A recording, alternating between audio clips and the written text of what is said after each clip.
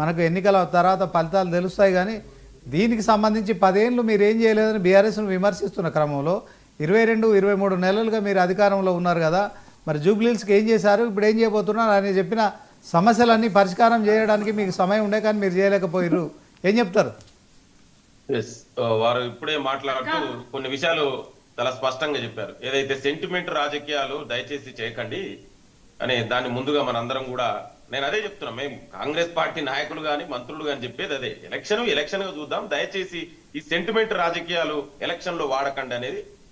అదే విధంగా ఇవాళ ఏదైతే సమస్యల గురించి 10 ఏళ్లల్లా తెలంగాణ ఏర్పడిన తర్వాత తెలంగాణని 10 ఏళ్లు పరిపాలించి ప్రత్యేకించి కేటీఆర్ దగ్గరనే మున్సిపల్ శాఖ మంత్రిగా ఉండి ఆయన మరి ఏం చేసిండు ప్రత్యేకించి, ఎందుకంటే ఇవాళ బై ఎలక్షన్ అనేది జూబ్లీస్ కాన్స్టిట్యున్సీకి వచ్చింది. మనం అందే స్పెసిఫిక్ గా జూబ్లీస్ కాన్స్టిట్యున్సీ గురించి మనం లింగం యాదవ్ గారు 10 ఏళ్ళు వాళ్ళు చేయలేకపోతేనే మీకు అధికారం కట్టబెట్టిరు తెలంగాణ ప్రజలు. సో దాని గురించి 10 ఏళ్ల గురించి కాకుండా జరిగిన 2 సంవత్సరాల మ్యాటర్ చెప్పండి. మీరు ఎందుకు చేయలేకపోయారు అదే జూబ్లీహిల్స్ లో?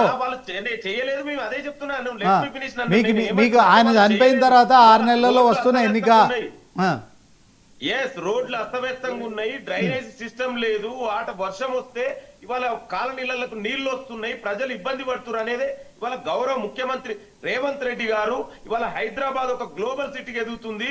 మరి సిటీలో ఇట్లాంటి సమస్యల్ని పరిష్కరించాలని చిత్తశుద్ధి, కమిట్మెంట్, కన్విక్షన్ ఈ ప్రజా ప్రభుత్వానికి ఉంది. కాబట్టినే ప్రత్యేకించి జూబ్లీస్ కాన్స్టిట్యున్సీలో ఇవాళ ఈ ప్రభుత్వం ఏర్పడిన తర్వాత మా మంత్రులు నిరంతరం పర్యవేక్షించి అక్కడ రోడ్లు వేపియడం గాని, డ్రైనేజ్ సిస్టమ్ గాని ఇవన్నీ కూడా సమస్యల్ని పరిష్కరిస్తూ ఇవాళ ప్రజా ప్రభుత్వం ముందుకెళ్తుంది. అందుకే 10 ఏళ్లలో మీరు చూడండి, 10 ఏళ్ల సమస్యలు ఒకటే రోజులో తీరేయగండి. ఇవాళ అదే చెప్తున్నా. అందుకే ఇవాళ కొన్ని వ్యవస్థలు ఏర్పాటు చేసి ఇవాళ చూడ హైదరాబాద్ ఒక్క జూబ్లీస్ కాన్స్టిట్యున్సీ కాదండి, చిన్న వర్షం వచ్చినా హైదరాబాద్ లో కాలనీలకు రోడ్ల మీద మొత్తం నీళ్లు వస్తున్నాయి, ట్రాఫిక్ జామ్ అవుతున్నాయి. ఈ వ్యవస్థ 10 ఏళ్లలో పని చేయలేదు. అందుకే లింగం యాదవ్ గారు మీరు అధికారంలో ఉన్నారు, హైడ్రా తీసుకొచ్చారు. హైడ్రా దాంట్లో మరి హైడ్రా కూడా పూర్తి స్థాయిలో ఇప్పుడు వర్షాలు వచ్చినప్పుడు వాళ్ళు కూడా ఆ వరద నష్టాన్ని వరద కష్టాలని తీరుస్తున్నారు, దాంట్లో ఎలాంటి సందేహం లేదు. కానీ అలాంటి హైడ్రా ముందు దూకుడుగా వెళ్ళింది, ఆ తర్వాత దూకుడు తగ్గింది.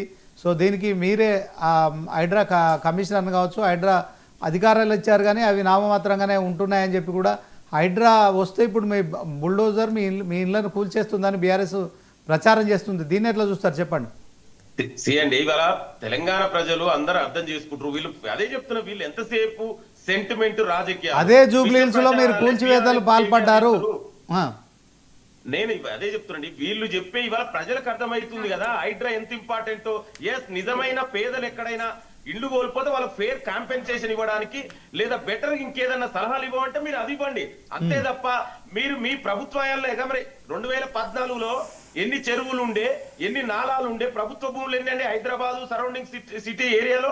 మరి ఇవాళ ఎక్కడ పోయినా ఆ భూములన్నీ మీరు కబ్జా చేయబట్టుకనే కదా, ఈ నాలాలు కబ్జాలు, ప్రభుత్వ భూములు, చెరువులు కబ్జా చేయబట్టుకనే కదా ఇవాళ హైదరాబాద్ కు వర్షాలు వస్తాయి, ఈ పరిస్థితి ఏర్పడింది. మీరు అధికారంలో ఉన్నారు, వాటి అన్నింటినీ గుర్తించవచ్చు, వాళ్ళ మీద కేసులు పెట్టచ్చు, జైలుకు పంపచ్చు, కానీ ఎందుకు చేస్తలేరు మీరు?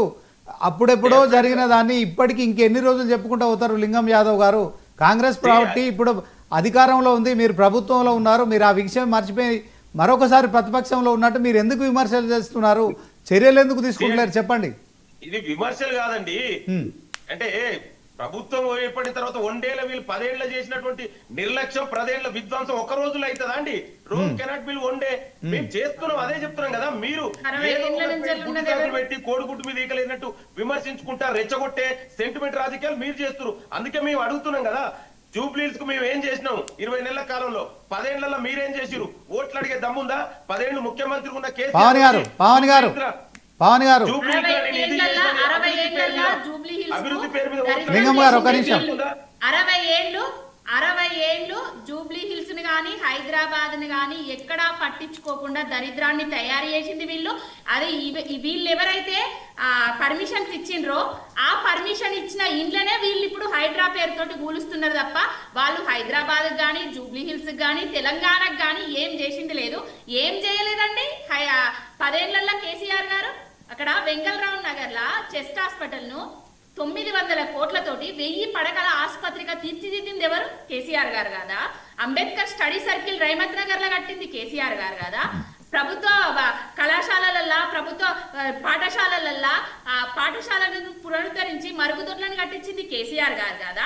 ప్రతి ఒక్క దగ్గర మా డెవలప్మెంట్ మార్పును చూపించుకున్నాం హైదరాబాద్ లా. అందుకే మాకు హైదరాబాద్ ప్రజలు పట్టం కట్టిండ్రు. 60 ఏళ్లలో మీరు ఏం దరిద్రం వెలుగబెట్టారు అందరికీ తెలుసు. ఏం చేసిండ్రు, ఎన్ని కబ్జాలు చేసిండ్రు, ఎన్ని రౌడీజాలు చేసిండ్రు, ఎన్ని అది వసూళ్లు పర్వానికి దిగబడ్డారు, అవన్నీ తెలుసు. ఏమన్నా కొత్తగా ఇప్పుడు మేమేమన్నా సృష్టించినాం అక్కడ? మీరు కొత్తగా వచ్చిండ్రా అండి శ్రీనివాస్ గారు గారు? ఏ విధంగా అభివృద్ధి చేసినామో తెలియదా? ఉమ్మడి ఆంధ్రప్రదేశ్ లో అన్యాయం జరిగిందే కదా తెలంగాణ ఇచ్చింది కాంగ్రెస్ పార్టీ. ఆ మాత్రం సోయి లేకుండా మాట్లాడితే ఉమ్మడి ఆంధ్రప్రదేశ్ అన్యాయం జరిగిందనే కదా. ఉమ్మడి ఆంధ్రప్రదేశ్ అన్ని పార్టీలు శ్రీనివాస్ గారు అభివృద్ధి మీద ఓట్లు దమ్ము కేసీఆర్ తెలంగాణ ఇచ్చిండ్రు. మేమేమన్నా అడుక్కున్నామా? కొట్లాడితే ఇచ్చిండ్రు తెలంగాణను. కొట్లాడితే ఇచ్చిండ్రు. నీలాంటోళ్ళు, నాలాంటోళ్ళు, నా తండ్రులు లాంటోళ్ళు, ఆ రవణ లాంటోళ్ళు, ఆ శ్రీకాంత్ గౌడ్ లాంటోళ్ళు, ఇప్పుడు శ్రీనివాస్ గౌడ్ అన్న లాంటోళ్ళు, వీళ్ళందరూ కొట్లాడితే తెలంగాణ ఇచ్చిండ్రు. మీరేం కాంగ్రెస్ పార్టీ పార్లమెంట్ బిల్ ఎట్లా పాస్ అయిందో రాజ్యాంగం చదువుకొని చెప్పుకోండి. రాజ్యాంగం ప్రకారం పార్లమెంటరీ సిస్టమ్ ప్రకారం బిల్ ఎట్లా పాస్ అయిందో చెప్పండి. బిల్లు పాస్ కావాలంటే పార్లమెంట్ లో right okay thank you time up okay. మొత్తానికి ఇది ఇవాల్టి బిగ్ డిబేట్లో పాల్గొన్న పావని గౌడ్ గారు బీఆర్ఎస్ నాయకురాలు, అలాగే లింగం యాదవ్ గారు కాంగ్రెస్ నాయకులు, శ్రీకాంత్ గౌడ్ గారు స్టూడియోలో ఉన్నారు తెలంగాణ జాగృతి నాయకులు, రవికుమార్ గారు బీజేపీ నాయకులు, అదే క్రమంలో బాలస్వామి గారు పొలిటికల్ అనలిస్టు. సో మొత్తానికి వీరందరికీ ప్రత్యేక ధన్యవాదాలు. ఇది వాళ్ళ బిగ్ డిబేట్. చూస్తూనే ఉండండి 99 టీవీ.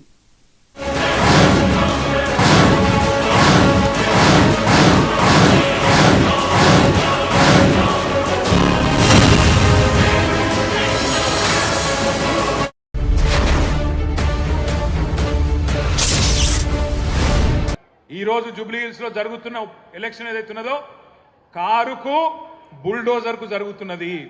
కారు ఇక్కడ మాగంటి సునీతమ్మ రూపంలో మీ ముంగట్టున్నది. ఈ తరుగు కన్నా ఎక్కువ ఇస్తే మీరు కష్టపడి సంపాదించిన డబ్బు వృధా చేసినట్టే.